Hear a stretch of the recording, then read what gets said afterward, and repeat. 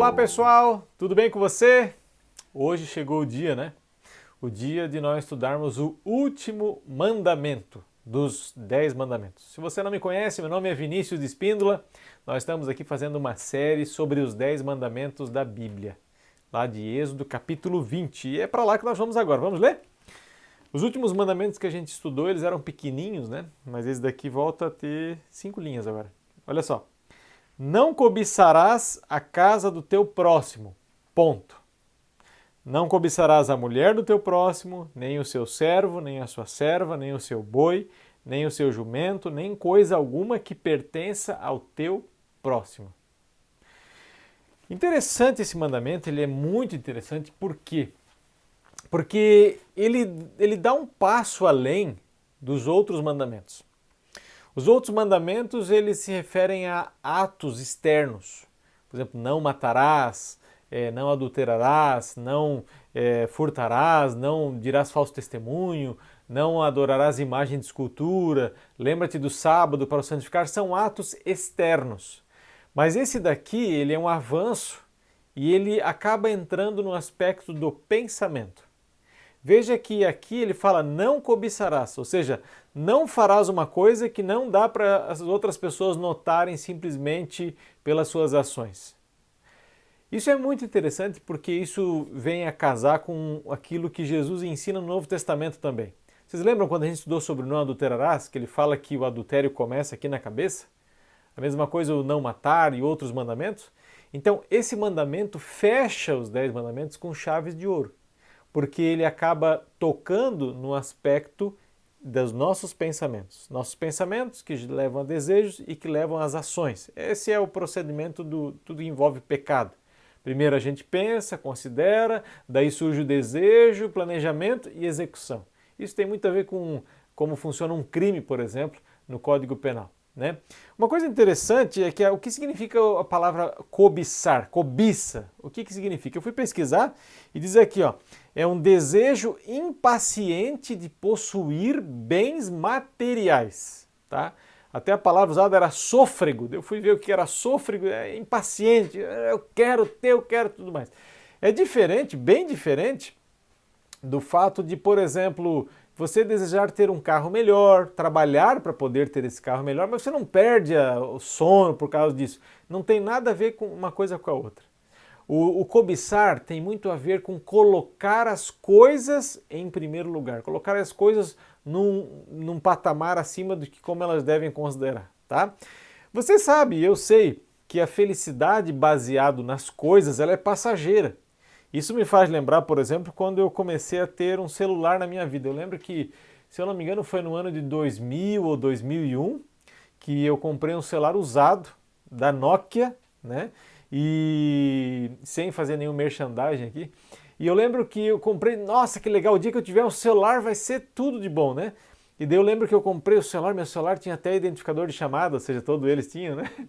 E eu lembro que eu fui para a faculdade com ele e tal, não fiquei mostrando para todo mundo, mas era legal, eu tinha o celular.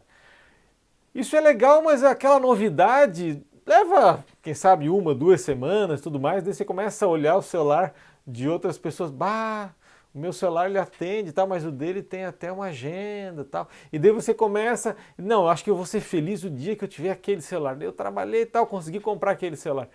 E essa coisa vai, sempre funciona dessa maneira e a gente acaba ficando triste, por quê? Porque a gente nunca, quando a gente coloca a felicidade nas coisas, nós nunca ficamos satisfeitos.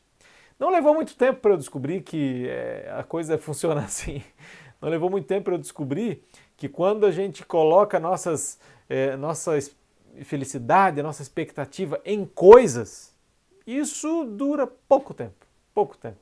As crianças ilustram isso muito bem, né? Não, eu quero aquele presente e tal, depois brinco aquele presente uma semana, daqui a pouco está lá jogado, né? Por que a gente não aprende isso quando a gente é criança, né? Às vezes tem que levar tempo para bater a cabeça para aprender. Veja, esse mandamento do não cobiçarás, esse desejo impaciente por bens materiais, ele tem um contraste muito interessante com o segundo mandamento. O segundo mandamento fala que nós não devemos colocar as coisas acima de Deus, ou seja, não farás para ti imagem de escultura, coisas criadas como representante de Deus. O 10º mandamento fala para nós não colocarmos as coisas acima das outras pessoas, tá? Cobiça tem muito a ver com avareza, com a questão de bens materiais, e é interessante, tem 3 versículos na Bíblia, eu não vou ler aqui por questão de tempo, mas 1 Coríntios capítulo 5, verso 11, Efésios capítulo 5, verso 5 e Colossenses capítulo 3, verso 5, chamam a avareza de idolatria. Olha que interessante, é bem esse contraste que a gente está fazendo com o 2º mandamento, que é o mandamento da idolatria, com o 10º mandamento. O 2º mandamento, colocar as coisas acima de Deus. O 2º mandamento. O 10º, colocar as coisas acima das outras pessoas. Qual é o princípio que Deus quer me ensinar, que Deus quer te ensinar aqui? A nós estarmos contentes com aquilo que a gente tem. Que é nós não colocarmos as coisas acima das pessoas. E isso tem um versículo que ilustra muito bem, que está em Hebreus capítulo 13, verso 5, e esse sim eu pretendo ler para você, diz assim, ó, seja a vossa vida sem avareza, contentai-vos com as coisas que tendes. Que maravilha! Estar contente com aquilo que eu tenho. Repito, isso não quer dizer que eu não possa melhorar uma coisa ou outra. Eu tenho um carro que não tem ar-condicionado. Mas eu quero trabalhar, não viver para isso, mas eu quero trabalhar para poder um dia ter um carro que tenha ar-condicionado, que tenha direção hidráulica. Isso não é um problema. O problema é quando isso se torna a coisa mais importante da sua vida. A coisa mais importante da sua vida deve ser Deus. Amar ao próximo, ilustrado por meio dos 10 mandamentos que nós estamos estudando por aqui. Eu queria terminar lendo Tiago, capítulo 1, versículos 13 a 15. Ele coloca a cobiça num lugar muito sério, vamos dizer assim. Diz assim, ó, ninguém ao ser tentado diga, sou tentado por Deus, porque Deus não pode ser tentado pelo mal, e Ele mesmo a ninguém tenta. Ao contrário, cada um é tentado pela sua própria cobiça, quando esta o atrai e seduz. Então, a cobiça, depois de haver concebido, dá luz o pecado. E o pecado, uma vez consumado, gera a morte. Interessante que a Bíblia coloca a cobiça como a raiz de todos os outros pecados. Ou seja, o pensamento que gera o desejo daquilo que a gente sabe que é errado é a raiz de todos os outros pecados.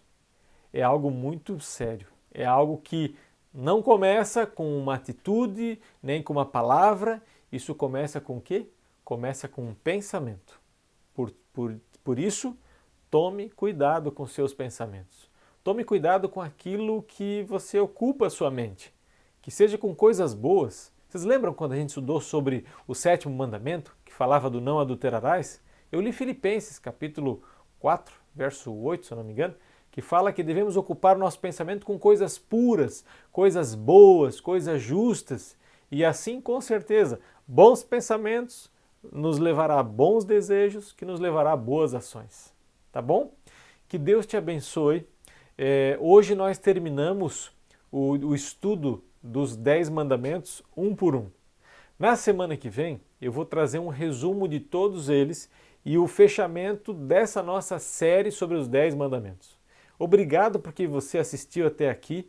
Eu nunca peço para você se inscrever no nosso canal, tudo mais, ou seguir a gente no Instagram, mas se você quiser, faça isso.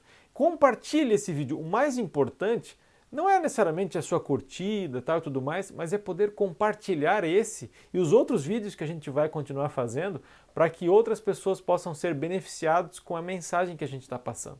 Tá bom?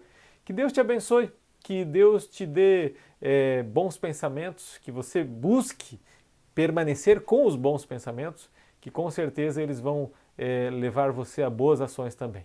Tá bom? Que Deus te abençoe, um bom sábado, um bom final de semana e até semana que vem. Fiquem com Deus.